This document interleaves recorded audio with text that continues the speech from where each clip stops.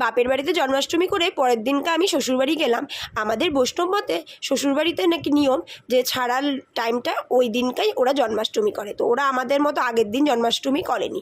তো পরের দিন যখন জন্মাষ্টমী করলো তো বাড়িতে পুজো হচ্ছিলো, ওইদিকে মাসি বললো যে ওর নাকি মন্দিরে যাবে। তো ননদকে নিয়ে আর মাসিকে নিয়ে চলে গেলাম গোপাল মন্দিরে। আমার শ্বশুরবাড়ির থেকে একটু কাছেই মন্দিরটা, মামা গিয়ে দিয়ে আসছে। আর মন্দিরে দেখো ভিড় কি, সবাই পুজো করছে আর এখানে ভগবানের আরতি হচ্ছে। পুজো শেষ করে সবাই মিলে বসে পড়লো কীর্তন করতে। এরপর সবাই খাবার জন্য প্রসাদ দিবে, প্রসাদ খাওয়ার জন্য লাইন করে বসে পড়লো। আমি তো উপোস ছিলাম না, তাও আমি বসে পড়লাম যে প্রসাদ নিয়ে বাড়িতে গিয়ে বরকে দিয়ে দিব। মেয়েকেও নিয়ে আমি প্রসাদ খেতে বসে গেছি। আমি আগের থেকে অবশ্য একটু ভাত খেয়ে গেছিলাম, তাও বসলাম পুজোর প্রসাদ নিতে সবার সাথে। আর ওখানে দুটো ছোটো ছোটো পুচকি রাধারানী আর গোপাল সাজছে, ওরা আমার মেয়েকে নিয়ে খেলা করছিল। আমি ওদের সাথে একটু কথা বলে নিলাম। এরপর দিয়ে দিল প্রসাদ এক এক করে। প্রসাদ খেয়ে